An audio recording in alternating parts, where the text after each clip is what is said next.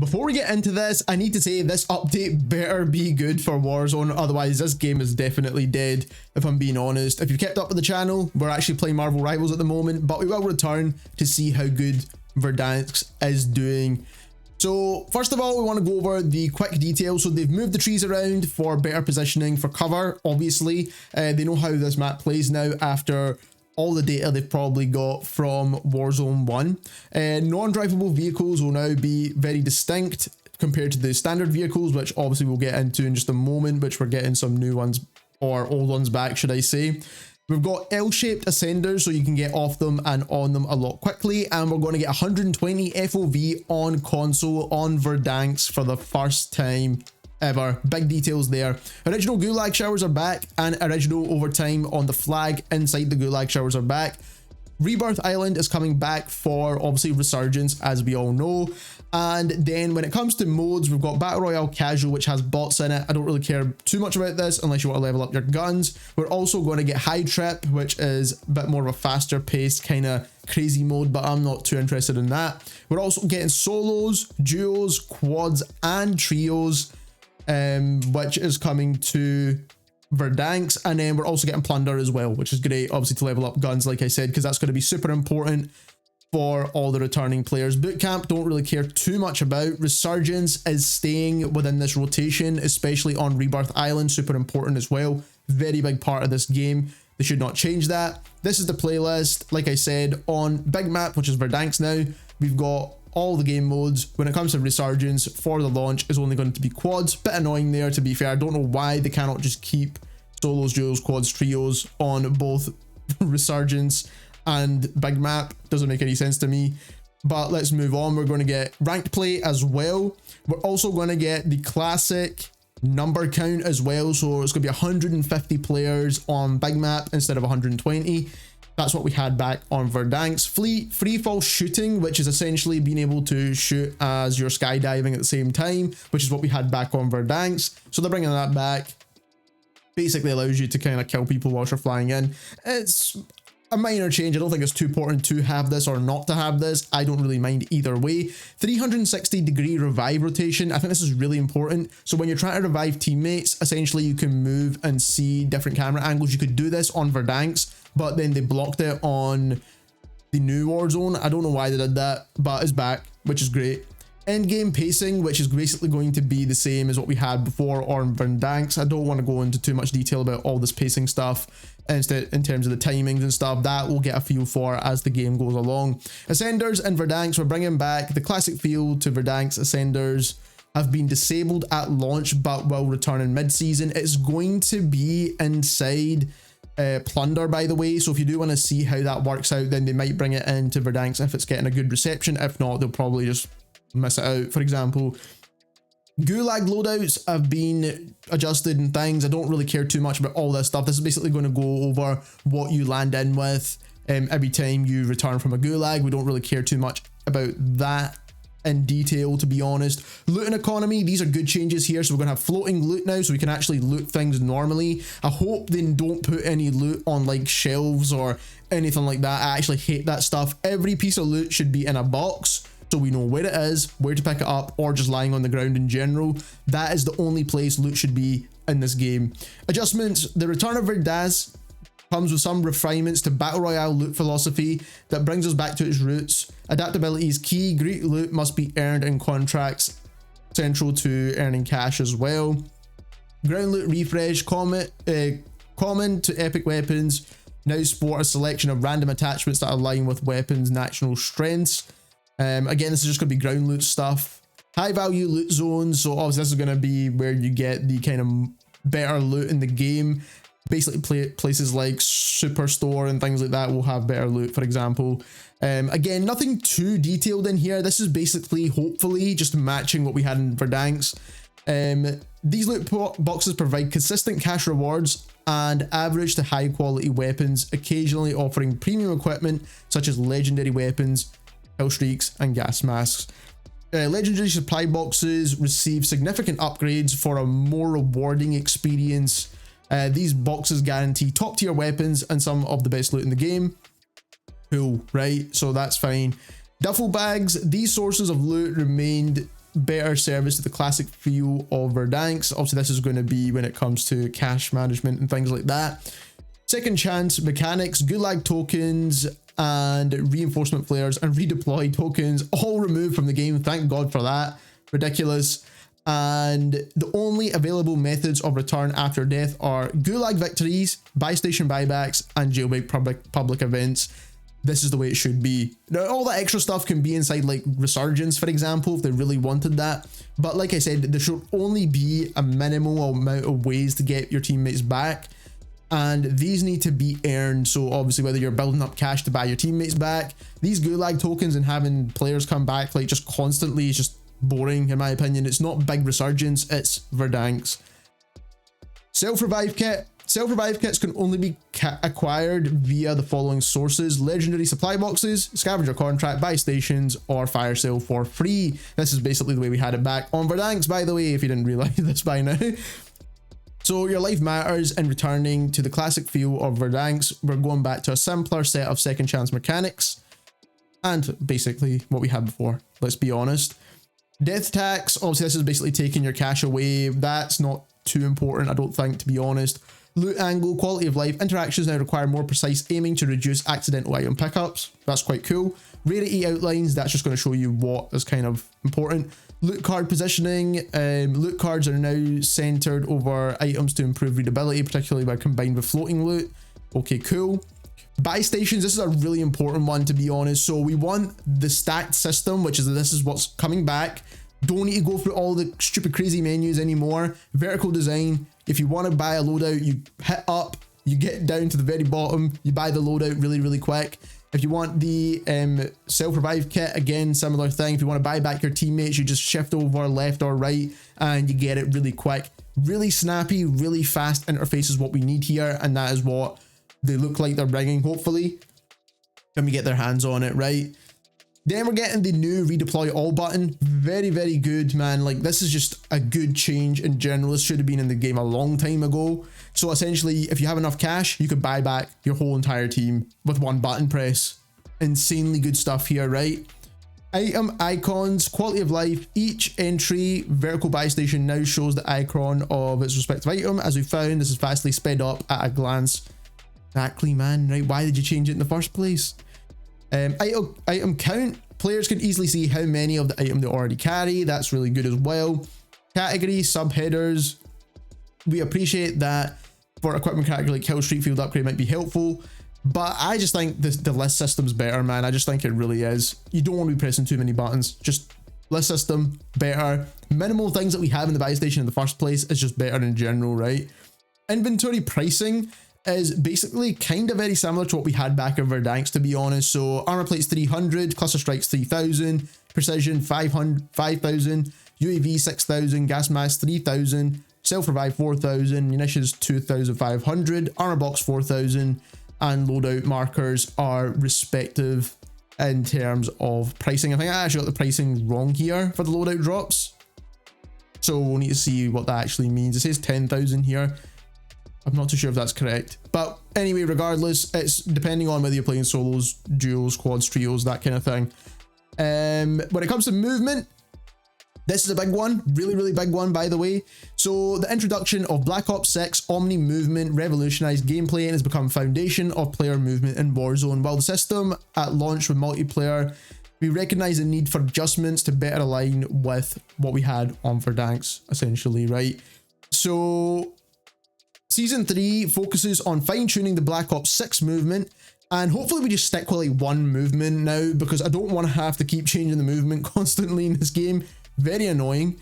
Fluidity responses, the adjustment of the movement mechanics are follows. Now, by the way, before we get into the actual numbers of this, what they need to change here is the fall damage kind of like slow down, right? So when we get hit by grenades, when we jump off of buildings and we take damage, taking damage is absolutely fine. I've got no issue with that. We're jumping off a building, right? Cool, I get it.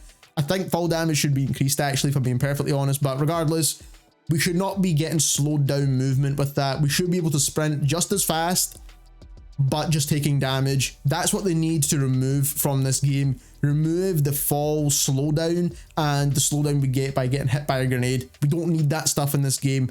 It's an arcade shooter, man. Let's get over it. Now, movement speeds. Crouch movement speed reduced by 10%. Crouch to stand speed increased by 15%. What that means is drop shotting is going to be way more useful. Crouch to stand speed whilst ADS is increased. Prone movement speed is reduced. Sprint movement speed reduced. They should not have reduced sprint movement speed, to be honest. I'm not going to lie. Verdank's a bigger map than most ones we have right now in this game, so they shouldn't really have reduced that. Directional sprint animation blend speeds increased for improved fluidity. The movement speed one is one I wouldn't really change, and basically they've improved drop shotting in this game. That's basically what this is saying, more or less, right? Jump cooldown, reduce the cooldown 40% for improved responsiveness during repeated jumps. We're not getting bunny hopping back, unfortunately, but it would be really good if we did. Omni sprint slide, back speed scaling reduced by 8.5% to better balance strafe speed movement. So they're slowing down strafing essentially with that one. Slide friction increased by 4% to reduce the overly slippery engagements. I don't think they had to change this one. I don't think they actually had to change this one either, if I'm being honest with you. They didn't have to change basically anything that is speeded up. They just had to speed up the things that were slowing down. I don't know why they changed this, to be honest. I think they'll actually go back and revert some of these changes because people really like the Omni movement. When it comes to contracts, we're getting the classic contracts back, so easy here. Supply run, scavenger, recon, most wanted, bounty. Standard ones, disabled, big game bounty, central intelligence, and spy drones. All of those are pretty bad anyway, so don't really care.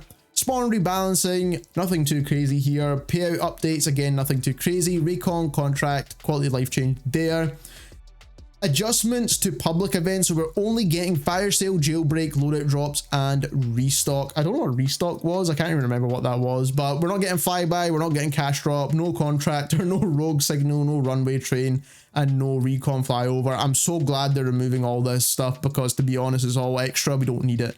Classic equipment, we're getting thermites back, which obviously is going to be really good, and they made some adjustments to the map loot, right? So what you're going to get on the map, so you're going to get C4 frags, Molotov, Semtex, Spring Mine, Thermite, throwing knives. These are basically everything that was in Verdansk is basically going to be on ground loot, and then the rest are going to be only available in loadout drops if you want them. Now, to be honest, I wouldn't even be having an issue with this if they actually just disabled the rest. I'm not going to lie to you, I don't even care about blast traps, drill charges, impact grenades, thermite grenades, any of this stuff. They could get rid of all this and I don't even really care, if I'm being perfectly honest with you. That will save some file size in this game, if I'm being perfectly honest. Satchels, armor satchels, ammunition satchels, available via bandolier wildcard. I think you're going to get them in the map as well, if I'm going to be honest, so I don't really know exactly what's happening here. Maximum armor plates, maximum capacity is reduced from 6 to 5 to match classic experience. This one, I'm not really too sure how it's going to play out, but hopefully we'll see if it just kind of feels a bit more like Verdansk, right? Now increases plate capacity by an additional 3 plates, holding a total of 8 armor plates when equipped, down from the previous 6 to also match classic experience. Basically giving us what we had before, but now we're used to having a lot of armor plates, man. Now you can carry like up to 15 armor plates or something crazy.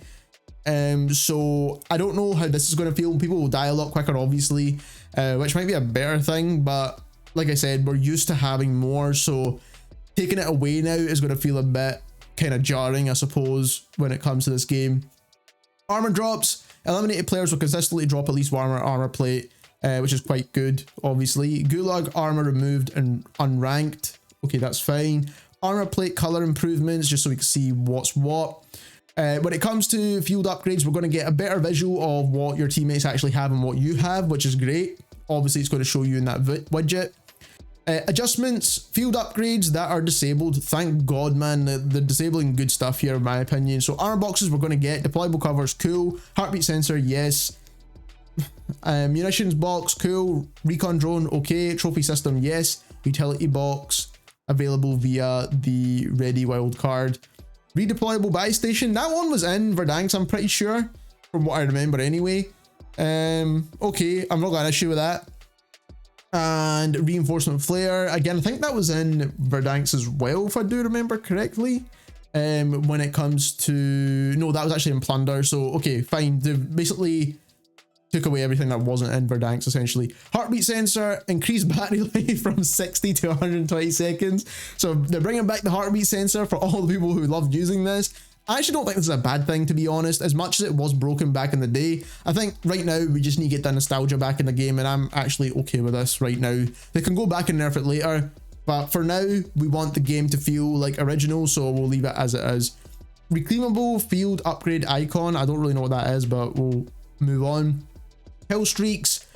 Thank God they've disabled the bunker buster, man. Care packages, counter UAVs, foresight, napalm strike, SAM turret, sentry turret. Great. Thank God, man. They're all just terrible. We don't need them. Advanced UAV, cool. Cluster strike, yes. Precision strike, yes. Supply UAV? I don't know what that is. And UAV. Cool. That's all we need anyway. If I'm being perfectly honest with you, don't need any of the rest. We don't care. Precision airstrike indicator will return to the classic feeling of Verdansk. Crowded airspace notification. Message will now appear when a player attempts to pick up a aimed down sight. This removes uncertainty about kill streak upon usability upon looting. Okay, cool. So they're just going to adjust that slightly. Perks, lootable perks. All lootable perks have been removed from Battle Royale. Yes, please. These may return in the future depending on feedback.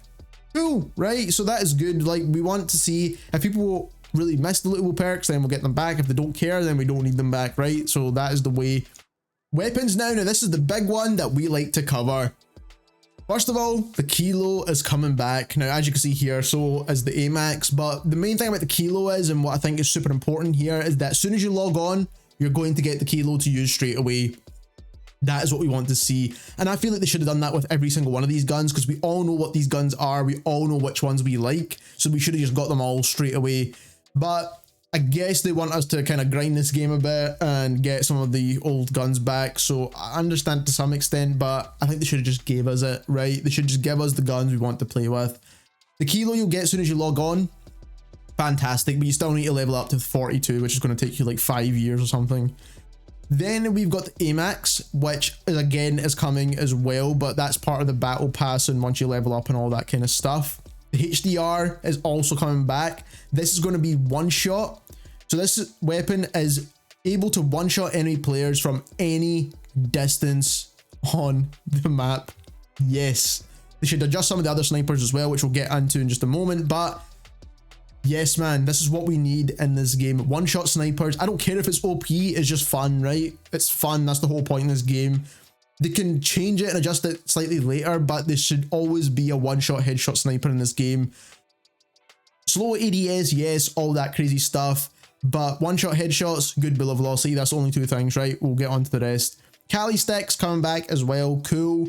And conversion kits. Now, this is a bit of an issue one, whereas the Grau is a conversion kit to the SWAT 556. Bit of a weird one, but we are getting the Grau back in a weird way, right? But this is going to be a conversion kit you need to unlock. So if you want the Grau, you need to unlock the SWAT 556, then you need to unlock the conversion kit. Great. Monolithic suppressor is coming back, so we're going to get the mono suppressor back for our Modern Warfare 1 guns. Basically, this gives you like damage range and also I think recoil control as well, from what I remember. But again, we're going to see that in game anyway and how it works. I'd imagine some of these aspects will be broken, so we'll see if it works out perfectly or not. Weapon adjustments now, we're going to get through them, starting off with the assault rifles. AK-74 damage adjustments. Slight buff to the AK-74. This is a Black Ops weapon, I believe. I'm not even too sure where half of these guns are from, if I'm being perfectly honest with you. There's just far too many guns in this game. I kind of hoped they'd vault some weapons, but I understand people have bought blueprints and all that good stuff. So essentially, overall, the AK-74 got a buff, as you can see here, pretty much damage buffs across the board. Then we have the aims, which again has got a buff, then a range nerf, and then a slight damage nerf. So the damage at range is improved, but the closer range damage is reduced. To be honest, I don't really think I care about any of this stuff. We just want the OG guns to be as good as they possibly can be, if I'm being perfectly honest with you. AS Val got a slight damage buff, really good here actually, because the AS Val was an original gun. So basically we just want all the OG ones to be good, if I'm being perfectly honest with you. so that they feel like what they felt like in Verdansk, and then we're going to do a comparison to see if they actually stack up to what we had before. Again, like I said, slight buff to the AS Val there, reduce the ranges, but they improve the damage, so that's not too bad. Cypher needed a nerf, to be honest. I think this should be nerfed because we want the new guns, or the OG guns, to be the meta weapons, and the Cypher is obviously getting a buff here in terms of damage, but the range is getting reduced. The Cypher does not really need a damage buff, if I'm being perfectly honest with you, unless the new guns are incredibly broken and they've kind of offset for that. I think the Cypher should have got nerfed, if I'm being honest with you. Again, with the GPR, I think that should have gotten nerfed as well. But they increase the damage, but then reduce the range. But again, overall damage buffs are always a buff. So regardless, they've made these guns better. Krieg C, again, got a damage buff, slight range reductions, but nothing too crazy there. And then we got a damage buff on the Model L as well. Damage buff on the XM4 as well. I don't know how they're kind of making these adjustments, so I'm being perfectly honest with you. There's far too many here. Moving on to the C9, which is the MP5, and this actually gets a new 30 round mag conversion kit, which is going to match what we had on Verdansk. So this needed a buff anyway, just because it's an OG weapon. So C9's got a buff for damage across the board here. I'm okay with this one, to be honest. This could be broken and I'll be fine with it for now until they rebalance all this stuff, because these are far too many changes in my opinion. Jackal got a buff in terms of range and also damage. This is crazy, man. Like, these are all buffs to every single weapon, right? And it makes no sense whatsoever. All of them, the Black Ops weapons mainly, they've not really touched any of the older guns, which is quite surprising. Compact, all buffs here. Again, damage range has been reduced a bit, but the damage was buffed. KSV damage buffs. Again, KSV's kind of broken right now, so buffing the damage doesn't really make any sense. They have reduced all the ranges though, but like I said, the buffs here are just a bit mad. PP919, again, this is pretty a decent gun at the moment, got buffed again. Slight damage buffs here across the board. PPSH is not the best, but it got a buff, which I can understand this one to some extent. SOG got buffs because it's terrible right now, and I understand that. That's perfectly fine. Tanto is not too bad at the moment, but again, it got buffs. LMGs now, we've got damage buffs across the board here. We're also getting bullet velocity adjustments. Now, some are getting mainly buffed. That also includes the assault rifles, by the way, and which is a good change, right? We need bullet velocity changes to all of these guns. That's one of the things that they should have changed like a long time ago. Regardless, we got a buff to the FRNG. We're getting a buff essentially to keep the GPMG. The PU21, again, same buffs here in terms of damage. Range got reduced, but bullet velocity got increased. So basically, essentially, the bullet velocities are getting bumped up, damages are getting bumped up, ranges are getting reduced to some extent. XMG got the same treatment, essentially. Marksman rifles now, no one really uses these too much, but there is one important one, which we'll get on into in a second. We've got damage buffs for the AEK, and don't think really anyone cares about this too much unless we get like a DMR meta again. The DM10, which could be the new DMR meta, which got damage buffs, as you can see here, and also range buffs. I wonder if I got a bullet velocity buff. No, it did not. So it depends on like how these feel, if they get any bullet velocity changes, which it does not look like. They're all getting damage buffs here, essentially with some range reductions or some range improvements. Sarkov got a buff as well, and the one that we care about, the lower torso and upper arm multipliers increased from 0.95% to 1.2%. That's pretty good. Leg multipliers increased as well, so it's going to be a bit more consistent. And I'm not too sure if the car can one-shot headshot at the moment within a certain range, but we'll need to find out, because that is going to be super important for the rest of this game. This gun is a very popular one. So if you've noticed, they haven't really mentioned any of the sniper rifles in this, and I think they're going to do a bigger rework for later in the season.